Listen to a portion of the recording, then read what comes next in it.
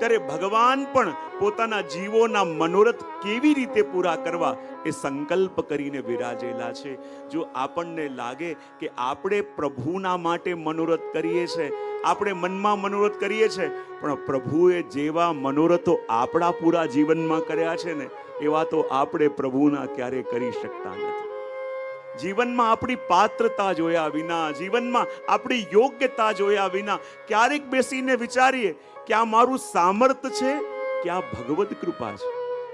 જીવનમાં ખાલી મહેનત કરીને જ પામી શકાતું હોય તો જીવનમાં મારા કરતા પણ આકરી મહેનત ઘણા બધા કરી રહ્યા છે. પણ જ્યારે પ્રભુની દ્રષ્ટિ પડે, જ્યારે પ્રભુની કૃપા ઉતરે અને જ્યારે પ્રભુ આપણને ભગવત કાર્ય માટે પસંદ કરે ને, ત્યારે આપણા દ્વારા આવા કાર્યો થતા હોય. અને એટલા માટે જ્યારે ત્રિપુરદાસ કાયસનું એ દુલાઈ ઉડાવી ત્યારે શ્રીનાથજી બાવાની ઠંડી દૂર થઈ. જો જીવનની અંદર સૌથી મોટી વાત શું છે કે આપણા લાઈફની પ્રાયોરિટી આપણે ઠાકોરજીને કેટલી માનીએ છીએ. હું હંમેશા મારા પ્રવચનમાં કહું ને કે યદિ આપણને ઠાકોરજીના સન્મુખ થવાનો પણ રોજ ટાઈમ મળતો ન હોય, ઓર તો ઓર એક યમનાષ્ટકનો પાઠ કરવાનો ટાઈમ મળતો ન હોય, એક અષ્ટાક્ષરની માળા કરવાનો ટાઈમ મળતો ન હોય, અને આપણે આશા રાખીને બેસીએ કે ઠાકોરજી મારા માટે ટાઈમ કાઢીને મારા બધા કાર્ય સાધે, તો શું એ વસ્તુ આપણે ડિઝર્વ કરીએ છીએ?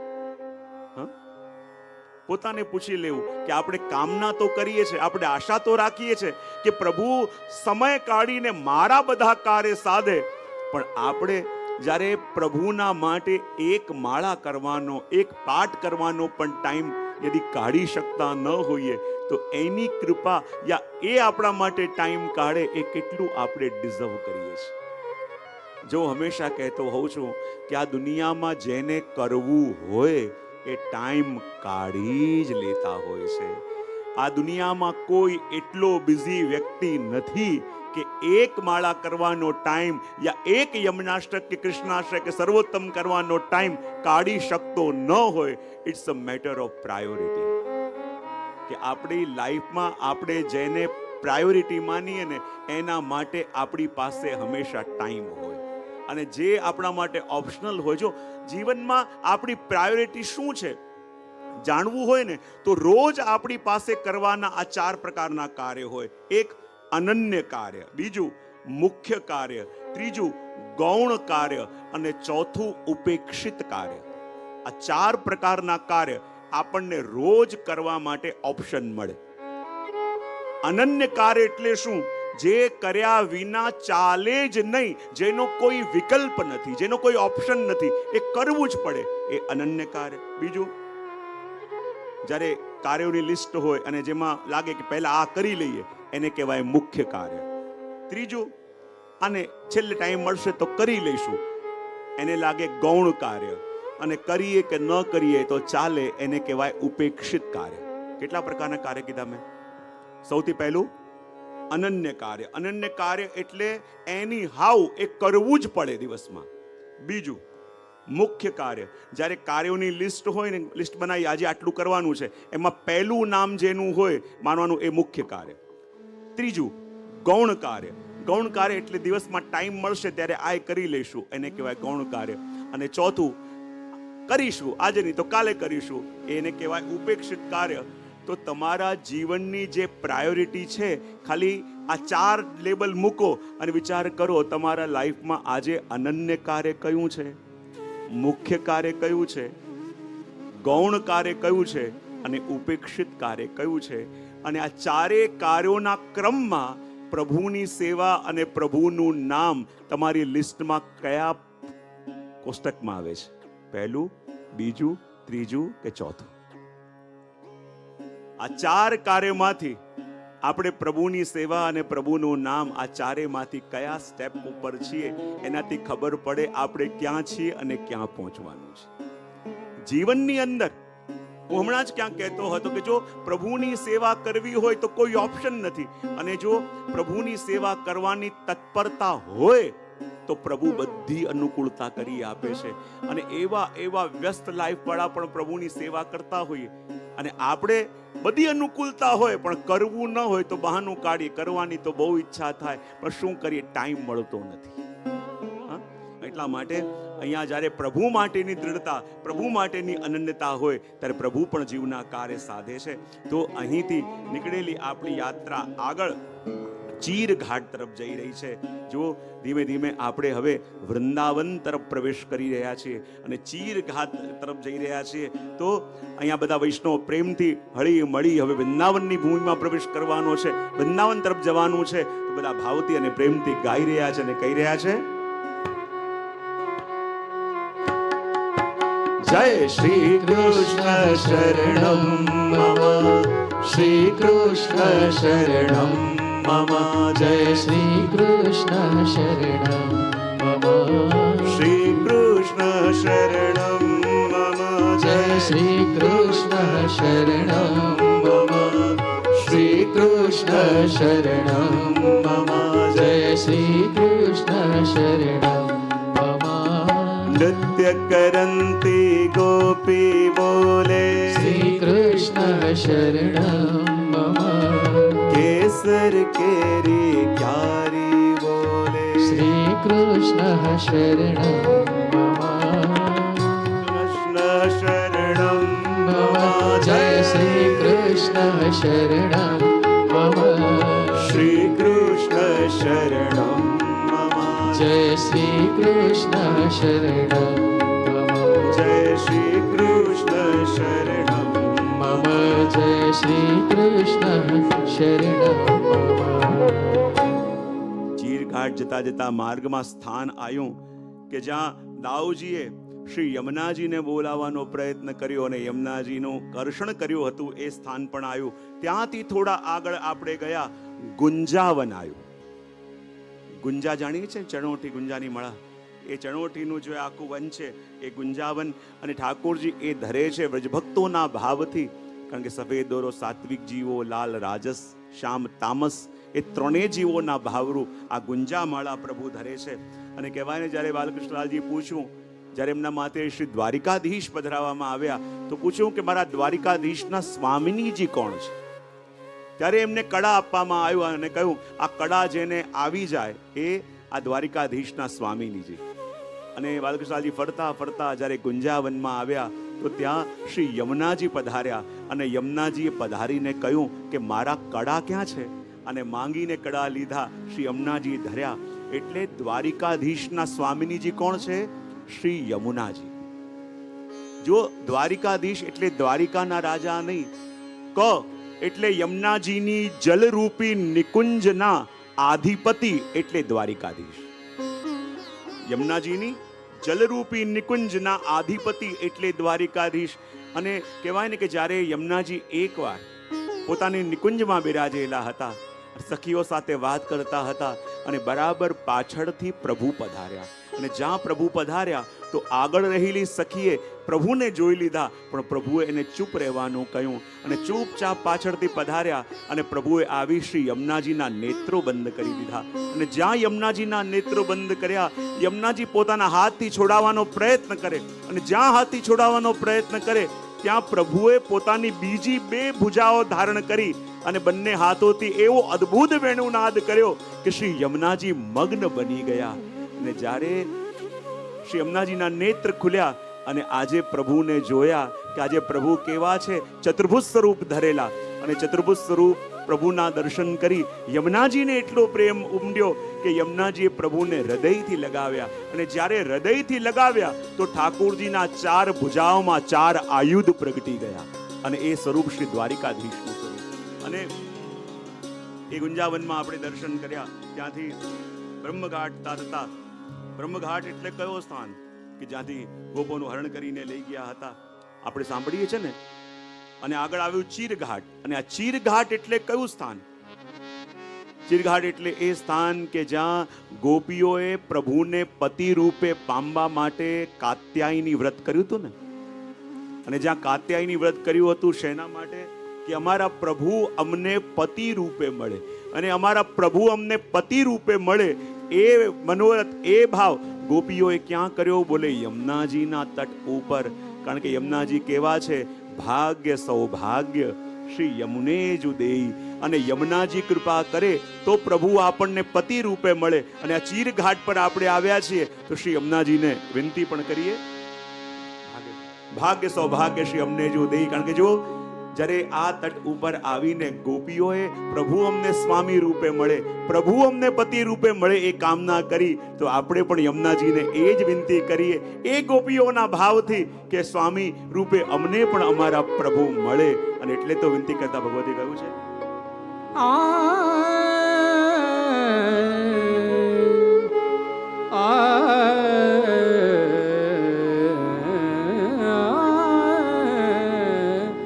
ભાગ્ય સૌભાગ્ય શ્રી યમુને જુજાની, ભાગ્ય સૌભાગ્ય શ્રી યમુને જુજાની, ભાગ્ય સૌભાગ્ય શ્રી યમુને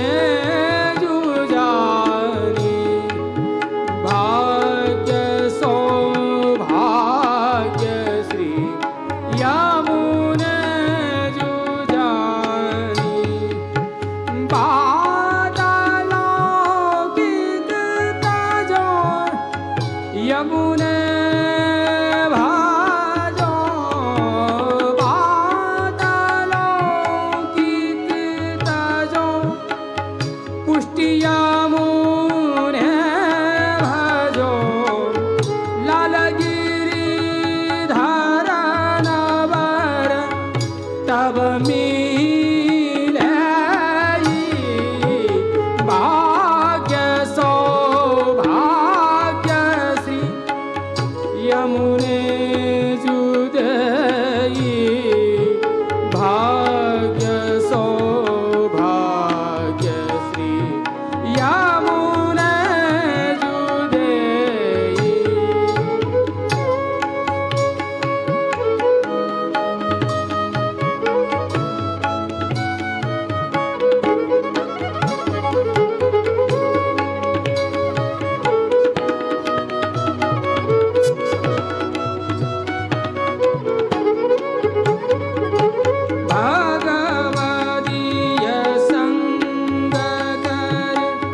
बात इन की रहे, भगवदीय संग कर, बात इन की रहे, सदा सानिध्य रहे, केरी में ही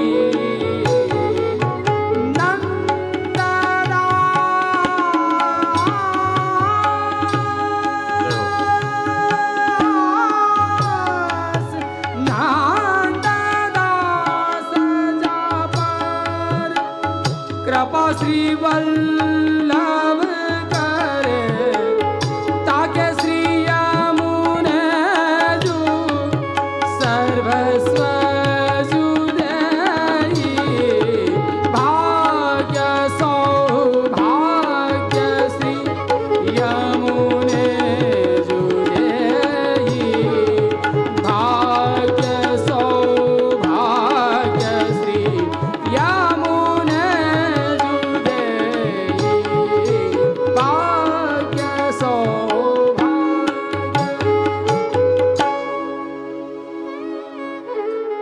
ભાગ્ય સૌભાગ્ય શ્રી યમુને જ દેઈ. કારણ કે ભાગ્ય આપવા વાળા અને સૌભાગ્ય આપવા વાળા તો શ્રી યમુનાજી છે. હું ઘણીવાર કહેતો હોઉં કે પ્રભુ કૃપા કરે એ ભાગ્ય અને સ્વામિનીજી કૃપા કરે એ સૌભાગ્ય. કૃપા થાય એ ભાગ્ય, કૃપા જીરવાની ક્ષમતા આપણામાં આવે એ સૌભાગ્ય.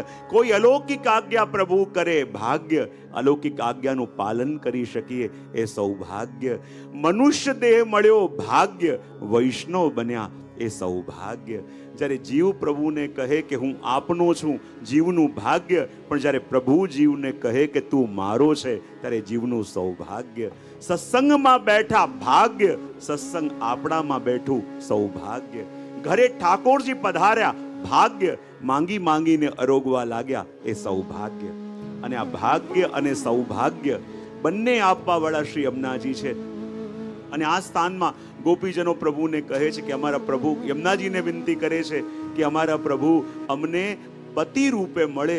જો શ્રી યમુનાજી પણ ઠાકોરજીના પ્રિયા અને એમની પાસે ગોપીઓ માંગે છે કે અમારા પ્રભુ અમને સ્વામી રૂપે મળે, એટલે તો યમુનાજીને કહીએ છે કે પરમ કૃપાલ અને પરમ દયાલ. યમુનાજીને કેમ કહેવાય? પરમ, એટલે કે પ્રભુ સાથે રમણના સમયમાં પણ જેનું મન ભક્તોના સુખનો વિચાર કરે એ પરમ કૃપાલ. યમુનાજી પ્રભુ પાસે હોય ને, આ એક યમુનાજી જ એવા છે કે જેની પાસે જનાર જીવને યમુનાજી એવો જ ભાવ આપી દે જેવો ભાવ એમના હૃદયમાં એમના પ્રભુ માટે છે. અને યમુનાજી પાસે જનાર ભક્તના માટે પ્રભુના મનમાં પણ એવો ભાવ જગાવી દે કે જેવો ભાવ પ્રભુના મનમાં શ્રી યમુનાજી માટે છે. આવી કૃપા શ્રી યમુનાજી સિવાય જગતમાં કોણ કરી શકે? માટે યમુનાજીની પાસે એમણે માંગ્યું અને પ્રભુને પણ માંગ્યા. કેવી રીતે માંગ્યા? પતિ રૂપે. કયા રીતે? જરા ભાવથી બોલો તો સહી. સ્વામી રૂપે, વર રૂપે. અને હું ઘણી વાર કહું ને, સ્વામી રૂપે પ્રભુને માંગ્યા. અને અહીંયા ચીરઘાટની અંદર એ જ ભાવ પ્રભુના ચરણોમાં કરીએ અને આગળ આપણી યાત્રા બચવન તરફ જઈ રહી છે. અને માર્ગમાં જે જે સ્થાન આવે એના દર્શન કરતા કરતા જઈશું. અને બધા ગાઈ રહ્યા છે અને કહી રહ્યા છે, શ્રી કૃષ્ણ શરણમ મમ જય, શ્રી કૃષ્ણ શરણમ મમ, શ્રી કૃષ્ણ શરણમ મમ જય, શ્રી કૃષ્ણ શરણમ મમ, શ્રી કૃષ્ણ શરણમ મમ જય, કૃષ્ણ શરણમ મમ, શ્રી કૃષ્ણ શરણમ મમ જય, શ્રી કૃષ્ણ શરણમ મમ, જય શ્રી કૃષ્ણ શરણમ મમ જય, શ્રી કૃષ્ણ શરણમ. બચવન જતા રસ્તામાં સ્થાન આવ્યું નંદ ઘાટ. કયું સ્થાન આવ્યું? આ એ સ્થાન છે કે જ્યાં નંદ બાબાએ નિરાહાર એકાદશી વ્રત કરી હતું અને વરુણદેવ એમને જલમાં લઈ ગયા હતા અને પાછા પ્રભુ એમને લઈને આવ્યા. એ સ્થાન આ છે. અને આ નંદઘાટ એ જ સ્થાન છે કે એકવાર બધા વ્રજભક્તોએ આવીને, પ્રભુના સખાઓએ આવીને પ્રભુને વિનંતી કરી, અરે કનૈયા, કેટલાક લોકો એમ કહે છે કે તું તો વૈકુંઠમાં રહેવા વાળો છે, તો ક્યારેક અમને પણ તારા વૈકુંઠના દર્શન કરાવો. ત્યારે પ્રભુ કહું, નેત્ર બંધ કરી લો. નેત્ર બંધ કર્યા તો બધાએ શું જોયું કે મોટું સિંહાસન, એમાં ઠાકોરજી ને સ્વામીજી વિરાજે છે, મોટા મોટા દેવતાઓ સ્તુતિ કરી રહ્યા છે. અને જોઈને સખાઓ એવા હલી ગયા કે અહીંયા આપણું કામ નહીં, આપણે તો આપણું વ્રજ સારું. અને પાછા કે પ્રભુ અમે જ્યાં છીએ ને ત્યાં બરાબર છે, આપના વૈકુંઠમાં મારે નથી આવું. ત્યાંથી આગળ ગયા. આગળ ગામ આવ્યું જેનું નામ છે ભયગાંવ. કયું નામ?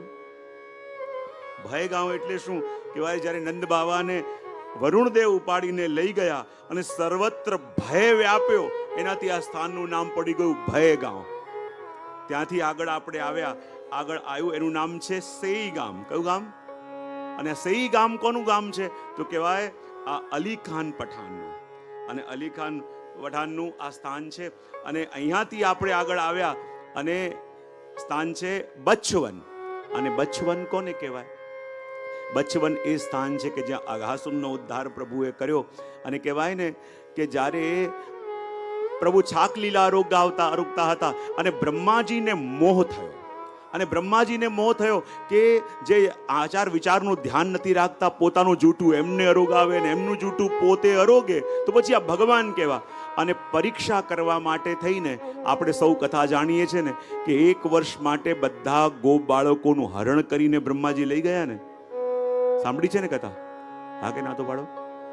અને 1 વર્ષ માટે બ્રહ્માજી જ્યારે બધા ગોપ બાળકોનું હરણ કરીને લઈ ગયા તો 1 વર્ષ સુધી બધા ગોપ બાળકોનું સ્વરૂપ કોણે ધારણ કર્યું? હા, ભગવાને. અને ભગવાને પોતે બધા જ ગોપ બાળકોનું સ્વરૂપ ધારણ કર્યું. તો કેટલાક વ્રજના સંતો એમ કહે છે કે 1 વર્ષ સુધી બધા ગોપ બાળકોનું સ્વરૂપ જ્યારે ભગવાને ધારણ કર્યું તો બધા ગોપ બાળકોનું સૌંદર્ય એવું થઈ ગયું કે 1 જ વર્ષમાં બધા જ ગોપ બાળકોની સગાઈઓ થઈ ગઈ. ઘણાની કેટલી જગ્યાએ વાત ચાલતી હતી, પણ ક્યાંથી હા નથી આવતી. પણ જ્યાં ભગવાને બધાના સ્વરૂપ ધર્યા અને 1 વર્ષમાં બધાની સગાઈ થઈ ગઈ, અને આગળ જઈને જ્યારે શરદ પૂર્ણિમા આવી અને ભગવાને વેણુનાદ કર્યો, તો એ વેણુનાદ સાંભળીને જે ગોપીઓ ભાગતી આવી, એ કઈ ગોપીઓ હતી કે જેની સગાઈ ઓલરેડી પ્રભુ સાથે થઈ ચૂકી છે. ભલે એ સખાઓ હતા, પણ સખાઓ સ્વરૂપે એ વખતે 1 વર્ષ સુધી સખાઓના સ્વરૂપમાં કોણ હતા? હા, પ્રભુ હતા. અને પ્રભુ હતા, અને જ્યાં બધાની સગાઈ થઈ ગઈ, તો જ્યારે ભગવાને વેણુનાદ કર્યો અને જે ગોપીઓ ભાગતી આવી, એ જ ગોપીઓ હતી કે જેની સગાઈ થઈ ચૂકી હતી. પણ જો કાત્યાયની વ્રતમાં શ્રી યમુનાજી પાસે ગોપીઓએ માંગ્યું કે અમારો વિવાહ પ્રભુ સાથે થાય, તો સુદાજી કહે છે કે વિવાહ તો પ્રભુ સાથે થવો જોઈએ. તો વિવાહ કેવી રીતે થયો? યમુનાજી વિવાહ કેવી રીતે કરાયો? વિવાહમાં તો પત્રિકા જાય, ફેરા થાય, તો અહીંયા વિવાહ ક્યાં થયો? ત્યાં સુદાજી વર્ણન કરે છે કે રાસના સમયમાં કહેવાય કે જ્યારે ઠાકોરજીએ પોતાના જીવોને બોલાવવા માટે જે વેણુનાદ કર્યો, અને એક ગોપીને એવું લાગ્યું કે અમારું નામ લઈને પ્રભુ અમને બોલાવે છે. એ રાસથી પહેલા કરેલો વેણુનાદ શું છે? એ બીજું કાંઈ નહીં, પોતાના જીવોને મોકલેલી કુમકુમ પત્રિકા છે. અને કુમકુમ પત્રિકા મળી અને પ્રભુના નિજજનો ભાગતા પ્રભુની પાસે આવ્યા. તો કહે કે લગ્ન થયા હોય તો લગ્નમાં તો ફેરા પણ થાય. તો અહીંયા ફેરા ક્યાં થયા? બોલે દ્વે ગોપી બીચ કાન. અને જે રાસમાં ગોળ ફર્યા, અમને તો એવું લાગે છે કે એ તો લગ્નના ફેરા છે. અરે લગ્નના ફેરા થાય તો એનાથી પહેલા તો ગઠજોડ બાંધવા, શું કહેવાય ગુજરાતીમાં? હા, છેડા અને છેડી. બહુ સરસ. તો ભાઈ ગઠજોડ કહેતો, એક છેડો આમ ને એક છેડે આમ. બહુ સરસ. તો ગઠજોડ કહેતા હોય છે, પણ છેડા છેડી તમારે પર. બહુ સરસ. તો જ્યારે લગ્નની અંદર છેડા છેડી બાંધવામાં આવે યા ગઠજોડ બાંધવામાં આવે, તો એ ક્યાં બંધાયું? એના વિના ફેરા ન થાય. તો સુદાસજી કહે, જ્યાં ભગવાને વેણુનાદ કર્યો અને વેણુનાદનું શ્રવણ કરી ગોપીઓએ ઘરની આસક્તિ છોડી અને પ્રભુ સાથે મનને જોડ્યું, અને પ્રભુ સાથે મનનું જોડવું જ એમનું ગઠજોડું હતું. અને ગઠજોડ બાંધીને ફેરા લીધા. તો કે ફેરા તો અગ્નિની સાક્ષીએ થાય. અહીંયા અગ્નિ ક્યાં હતો? તો કે રાસના સમયમાં ઠાકોરજી અને વ્રજભક્તોએ ધારણ કરેલા હીરાના શૃંગાર, અને કહેવાય હીરામાં અગ્નિ છે, અને અગ્નિની સાક્ષીએ આ ફેરા થયા. તો કહેવાય લગ્નના સાક્ષી કોણ રહ્યા? બોલે જયની કૃપાથી આ સુખ ગોપીજનોને મળ્યું, એ ત્યાં વહી રહેલા શ્રી યમુનાજી એ આ લગ્નના સાક્ષી. પછી કહે કે આ ગઠજોડ કોણે ખોલ્યું? આકાશમાં એ સમયે દેવતાઓ આવ્યા અને કલ્પવૃક્ષના પુષ્પોની વૃષ્ટિ કરીને એમને આ ગઠજોડ ખોલાવ્યું. અને એમ લાગે છે કે આ તો પ્રભુએ જીવોનો મનોરથ પૂરો કરવા માટે કરેલી લીલા આ બચવનમાં છે. અને બચવનથી નીકળેલી આપણી યાત્રા આગળ વૃંદાવન તરફ જઈ રહી છે. અને માર્ગમાં જે સ્થાન આવશે એના દર્શન પણ કરીશું. શ્રી કૃષ્ણ શરણમ મમ, જય શ્રી કૃષ્ણ શરણમ મમ, શ્રી કૃષ્ણ શરણમ મમ, જય શ્રી કૃષ્ણ શરણમ મમ, શ્રી કૃષ્ણ શરણમ મમ, જય શ્રી કૃષ્ણ શરણમ મમ, શ્રી કૃષ્ણ શરણમ મમ, જય શ્રી કૃષ્ણ શરણમ મમ, જય શ્રી કૃષ્ણ શરણમ મમ, જય શ્રી કૃષ્ણ શરણમ મમ. વૃંદાવન જતા માર્ગમાં સ્થાન આવ્યું ભાંડીરવન. કયું સ્થાન આવ્યું? અને આ ભાંડીરવનની અંદર મેં પહેલા પણ કહ્યું હતું કે પ્રભુનું એક વિશિષ્ટ ધર્મ છે. બોલે શું? પ્રભુ કેવા છે? વિરુદ્ધ ધર્માશ્રયી. એક સાથે બે વિપરીત ધર્મો પ્રભુની અંદર એક જ સમયે જોવા મળે. મેં પહેલા વર્ણન કર્યું હતું ને, એક તરફ દાવાનલનું પાન કરે, એક તરફ દૂધ પણ ફૂકીને પીવે, એક તરફ અઘાસુર બકાસુરને મારે, અને એક તરફ બિલાડીને જોઈને ભાગી પણ જાય. આપણને લાગે આ સાચું કે આ સાચું, પણ શ્રી મહાપ્રભુજી કે બંને સાચું, કારણ કે મારા પ્રભુ વિરુદ્ધ ધર્માશ્રય છે. અને વિરુદ્ધ ધર્માશ્રય હોવાને કારણે જે સમયે પ્રભુ બાળક છે એ જ સમયે પ્રભુ કિશોર પણ છે. જ્યારે નંદ બાવાને પ્રભુએ કહ્યું કે એકવાર મને મથુરા બતાવવા લઈ જાઓ. નંદ બાવા કે ઠીક છે, મારા ખભા ઉપર બેસી જાઓ. અને ખભા ઉપર પ્રભુને બેસાડી અને નંદ બાવા પ્રભુને મથુરા તરફ લઈને જતા હતા. તો અહીંયા જ્યાં આકાશમાં કાળા કાળા વાદળ છવાવા લાગ્યા, વીજળી ચમકવા લાગી અને પ્રભુ ડરવા લાગ્યા કે જો વાદળ ગરજે છે, વીજળી ચમકે છે, મને બહુ બીક લાગે છે. નંદ બાવાને લાગ્યું કે મારો લાલો બહુ હજી નાનો છે, તો આ વાદળ ગરજતા જોઈ, વીજળી ચમકતા જોઈ એને બીક લાગે છે. હવે કોઈ મળે તો એને પાછો ઘરે મોકલી દઉં કે જેથી મથુરા જઈને એ ડરે નહીં, એમ વિચાર જ કરતા હતા. ત્યાં સામેથી શ્રી રાધે રાની પધાર્યા. અને રાધે રાની પધાર્યા. નંદ બાવાએ કહ્યું, અરે રાધે રાની, આ બિલકુલ સહી સમય પર આવ્યા છે. મારો એક કામ કરશો? બોલે શું? મારો લાલો નાનો છે ને, તો આ વાદળ જોઈને બહુ ડરી રહ્યો છે, તો કૃપા કરી આપ એને નંદાલયમાં મૂકી આવશો. રાધાજી કે સોંપી દો આપના લાલાને, એટલે તો આવી છું. અને જ્યાં નાનકડા પ્રભુને રાધાજીનો હાથ પકડાયો અને જ્યાં નંદ બાવા આગળ ગયા અને રાધાજી નંદાલયમાં લઈ જવાની જગ્યાએ વૃંદાવનના કુંજ નિકુંજોમાં પધાર્યા. અને જે પ્રભુ હમણાં કાળા વાદળ જોઈને ડરતા હતા, એ પ્રભુએ કિશોર સ્વરૂપ ધારણ કર્યું અને રાધાજીની સાથે રાસ કરવા લાગ્યા. તો જે વખતે પ્રભુ બાળક છે, એ જ વખતે પ્રભુ કિશોર પણ છે. એ લીલા ભાંડેરવનની અંદર પ્રભુએ કરી છે. આગળ ગયા, આગળ સ્થાન આવ્યું જેનું નામ છે માટવન. કયું સ્થાન? માટવન. અને આ માટવન એ સ્થાન છે જ્યાં ઠાકોરજીએ દહીં દૂધની માટલીઓ તોડી હતી ને, ખ્યાલ છે ને? ક્યારે તોડી હતી? જ્યારે પ્રભુ નિંદરમાંથી જાગ્યા, મૈયાને લાગ્યું પ્રભુ ભૂખ્યા થયા હશે, તો પોતાના ખોળામાં લઈ અને પોતાનું સ્તનપાન મૈયા પ્રભુને કરાવવા લાગી. અને ત્યાં જ મૈયાનું ધ્યાન ક્યાં ગયું? સામે રહેલા ચૂલા ઉપર. અને શું જોયું? ચૂલામાં દૂધની તપેલી મૂકી છે અને દૂધમાં ઉભરો આવ્યો. અને જ્યાં ઉભરો આવ્યો અને મૈયાને લાગ્યું અરે દૂધ ઉભરાઈ જશે, અને મૈયાએ પ્રભુને મૂક્યા નીચે અને દૂધની તપેલી સાચવવા ભાગી. પણ આ વાત પ્રભુને ગમી. તમને બધી કેવી રીતે ખબર હોય છે અંદરની વાતો? ખરેખર પ્રભુને આ વાત ન ગમી. બોલે કેમ? પ્રભુ કહે, મૈયા હું તારા ખોળામાં હતો, ભૂખ્યો હતો, તું મને દૂધ પીવડાવી રહી હતી અને સામે તપેલીમાં દૂધનો ઉભરો આવ્યો અને તું મને મૂકીને પેલું સાચવવા ભાગી. મને મૈયા જીવનમાં જોડે રાખીશ તો બધા કાર્ય સાધીશ, પણ મને મૂકીને દુનિયાને સાચવવા ગઈ તો બધું જવાનું છે. અને કહેવાય ને કે કેમ ભગવાન નારાજ થયા. અને આ દૂધનો ઉભરો શું છે? મહાપ્રભુજી કે આપણા ઘરમાં પણ આ દૂધનો ઉભરો થાય છે. બોલે કેમ? પ્રભુની સેવા કરતા કરતા પૂર્વમાં ભોગેલા ભોગોનું સ્મરણ થઈ આવે તો માનવાનું આ દૂધની તપેલીમાં ઉભરો આવ્યો અને આપણે પ્રભુને મૂકી તપેલી સાચવવા ભાગ્યા, પણ એ પ્રભુને ગમ્યું. જો પ્રભુ આપણે ત્યાં બાળક સ્વરૂપે બિરાજે છે ને, તો બાળકનો એક સ્વભાવ છે, એ પોતાની વસ્તુ કોઈની સાથે શેર ના કરી શકે. જો બંને નાના નાના બાળક હોય ને, એ કહેશે કે કોના પપ્પા છે? એ કહે કે મારા છે. એટલે બંને ભાઈ ઝઘડશે, ના મારા જ છે, ના મારા જ છે. જ્યારે નાનું કોઈ બાળક હોય ને, એ પોતાની વસ્તુ કોઈ સાથે શેર ન કરી શકે. તો જ્યારે પ્રભુની સન્મુખ આપણે હોઈએ તો પ્રભુને પણ એમ જ હોય કે જ્યારે મારી પાસે બેઠો છે તો એ 100% મારી સામે જ હોવો જોઈએ, એ મારો જ હોવો જોઈએ, એ મારી નજદીક જ હોવો જોઈએ, એનું મન મારામાં જ હોવું જોઈએ. અને આપણા પ્રભુનો સ્વભાવ એવો છે ને કે આપણા પ્રભુ 100% થી ઓછું કંઈ સ્વીકારતા નથી. અને એટલા માટે તો અહીંયા માટવનની અંદર જ્યારે પ્રભુએ જોયું કે મૈયા સાચવવા ગઈ છે, તો જેટલા માટલા દહીં દૂધના હતા એ લાકડી લઈને ભગવાને બધા ફોડ્યા. અને ફોડ્યા શા માટે?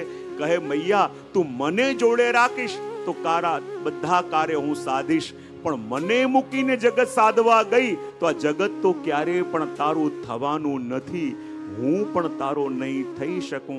જો હું હંમેશા જીવનમાં કહેતો હોઉં કે જ્યારે પણ જીવનમાં કસોટી આવે, જ્યારે પણ જીવનમાં પરીક્ષા આવે તો સાચે કહેજો, પહેલા પ્રભુનું શરણ લઈએ છે કે આપણા ફોનમાં રહેલી કોન્ટેક્ટ લિસ્ટનું? સાચે સાચું કહેજો. જ્યારે કોઈ મુશ્કેલ આવે, જ્યારે કોઈ સમસ્યા આવે, જ્યારે કોઈ પ્રોબ્લેમ આવે તો પહેલા પ્રભુ યાદ આવે છે કે આપણી કોન્ટેક્ટ લિસ્ટ? અરે હું આને પણ ઓળખું, પેલાને પણ ઓળખું, મારા આટલા કોન્ટેક્ટ, હું આને પણ જાણું. અને પહેલા બધે કોન્ટેકોનો ઉપયોગ કરીએ, પણ નિયમ છે જ્યારે વહાણ ડૂબવાનું હોય તો પહેલા ઉંદેડા ભાગે. હા? અને જ્યારે મુશ્કેલ આવેલી હોય તો રોજ જોડે બેસવા વાળા અમે તો તમારા જ છીએ, અમે તમારા બહુ નિકટના છીએ. ને જ્યારે વહાણ ડૂબવાનું હોય અને ત્યારે એમને ફોન કરો તો કોઈ ફોન ઉપાડતું. બધે ફોન કર્યા, ક્યાંથી ફોન પિક ન થયો. પછી છેલ્લે પ્રભુ પાસે જઈને કહીએ કે મેરે તો ગિરધર ગોપાલ દૂસરો ન કોઈ. પ્રભુ કે હમણાં તો તારા બીજા પણ હતા, ત્રીજા પણ હતા, પેલાય તારા કોન્ટેક્ટ હતા, આય કોન્ટેક્ટ હતા, બધા ક્યાં ગયા? અને છેલ્લે પ્રભુની ક્ષણમાં જઈએ છે તો હું હંમેશા કહેતો હોઉં કે પ્રભુને છેલ્લો સહારો નહીં, પણ પ્રભુને જીવનનો પહેલો વિશ્વાસ બનાવો. અને જો આ પ્રભુનો સ્વભાવ એવું છે કે એમના ઉપર ભરોસો કરીને કોઈ વ્યક્તિ પર્વત પરથી કૂદી જાય ને, કૂદી પણ જાય તો નિશ્ચિત માનજો, યા તમને ઉડવાની પાંખો આપી દેશે યા ઝીલવા માટે પ્રભુ નીચે ઊભા રહેશે, પણ તમને પડવા નહીં દે. ઘણા લોકો કહે કે ફલાણા ભાઈ તો આટલું સારું સારું કાર્ય કરતા હતા, આટલી સારી સારી પ્રવૃત્તિ કરતા હતા, અને એના જીવનમાં પ્રોબ્લેમ કેવી રીતે આવ્યા, એના જીવનમાં આવી તકલીફો કેમ આવી, એના જીવનમાં આવી સમસ્યા કેમ આવી. તો કોઈ ભક્તે જઈને ભગવાનને પૂછ્યું કે આટલું આટલું આપનું નામ લેતો હતો, આટલું આટલું આપનું કાર્ય કરતો હતો, તો પણ મારા જીવનમાં આવું કેમ અને એ વ્યક્તિના જીવનમાં આવું કેમ? જ્યારે એને પૂછ્યું પ્રભુ આટલું નામ લેતો હતો, આટલું ચેરિટી કરતો હતો, તો એના જીવનમાં પ્રોબ્લેમ કેમ? ભગવાન કહે કે એ પ્રોબ્લેમથી બચાવવા માટે મેં કોઈ કસર છોડી નથી, પણ આ ઠાનીને બેઠો હતો કે મારે બરબાદ થવું છે. બોલે કેમ? જો હું ઘણી વાર કહેતો હોઉં છું કે જીવનમાં હંમેશા આપણે જે ચાહીએ એ પ્રભુ આપે, એને આપણે કૃપા માનતા હોઈએ છે. પણ ઘણીવાર આપણે એવું ચાહી લેતા હોઈએ છે કે જેમાં આગળ જઈને આપણું કલ્યાણ નથી, તો એ ન આપે ને એ પણ કૃપા કહેવાય કે ન કહેવાય? હા કે ના તો પાડો. હંમેશા આપણે માનીને બેઠા હોય કે આપણે જે વિચારીને બેઠા હોય એ થાય તો જ આપણે પ્રભુની કૃપા માનીએ, પણ હમણાં શું છે એ આપણને દેખાય છે, આગળ જઈને શું થઈ શકે છે એ પ્રભુને ખબર છે. તો ઘણીવાર આપણે માંગીએ અને આપે એને કૃપા માંગીએ, પણ ઘણીવાર માંગેલું ન આપે એમાં પણ કૃપા હોઈ શકે કે નહીં હોઈ શકે? હું ઘણીવાર મારા પ્રવચનમાં દૃષ્ટાંત આપું ને કે તમારો બહુ જ નિકટનો મિત્ર, એટલો ક્લોઝ મિત્ર કે તમને દરેક કાર્યમાં હેલ્પ કરતો હોય, દરેક કાર્યમાં તમારું સાથ આપતો હોય, દરેક કાર્યમાં જોડે આવીને ઊભો રહેતો હોય, તમે એને લઈને પર્વતના શિખર ઉપર ગયા અને કે જો ભાઈ તે ક્યારેય પણ મને ના નથી પાડી, દરેક કાર્યમાં મને સાથ આપ્યો છે, દરેક કાર્યમાં મારી હેલ્પ કરી છે, છેલ્લી વાર મારી એક કામમાં હેલ્પ કરીશ. બોલ બતા શું કરવું છે? બોલે મને ઉપરથી ધક્કો મારી દે, મને પર્વતના ઉપરથી ધક્કો નીચે ખાઈમાં મારી દે. આજે આ વસ્તુ તમે ડિમાન્ડ કરી તો જે મિત્ર તમને દરેક કાર્યમાં સાથ આપે છે, દરેક વખતે તમારી જોડે આવીને ઊભો રહે છે, પણ આજે તમને સાથ આપશે? હા હા કે ના તો પાડો. અને આજે સાથ આપે એ કૃપા કહેવાય કે સાથ ન આપે એ કૃપા કહેવાય? ઘણીવાર આપણને જે વસ્તુ બહુ ઉત્તમ લાગતી હોય, આપણને બહુ મોટી ઓપોર્ચ્યુનિટી લાગતી હોય, આપણને લાગતું હોય કે બહુ મોટો અવસર છે, આ તો મળવું જોઈએ, આ તો પામવું જોઈએ, પણ પ્રભુને ખબર હોય છે કે આ ખીણમાં કૂદવા માંગે છે, પર્વતના શિખર ઉપરથી ખાઈમાં છલાંગ લગાવવા માંગે છે, અને મને કહી રહ્યો છે કે જરા ધક્કો મારી દે. તો આ વખતે પ્રભુ સાથ આપે એ કૃપા કે સાથ ન આપે એ કૃપા? તો ઘણીવાર આપણે જે માંગતા હોઈએ છે ને એ હમણાં આસપાસ આપણને જે ચકાચોંધ દેખાતી હોય ને એને આધારે માંગતા હોઈએ, પણ પ્રભુને ખબર છે કે એક વારની પીડા આપી રોજ રોજની પીડાથી આપણને બચાવે એ કૃપા કહેવાય કે નહીં? હા કે ના તો પાડો. રોજ રોજ તાવમાં તપવું પડે એને કરતા એક વારનું ઇન્જેક્શન સારું કે નહીં? એક વાર પીડા થઈ ગઈ, પણ ભવિષ્યની રોજ રોજની પીડામાંથી આપણે બચી શકીએ ને એ પણ પ્રભુની કૃપા છે. અને જ્યારે કહ્યું કોઈ કે આટલું આટલું પેલા ભાઈ કરતા હતા તો એની સાથે આવું કેમ? પ્રભુ કે મેં તો એને બચાવવાના બધા પ્રયત્નો કર્યા, પણ એ ઠાનીને બેઠો તો કે મારે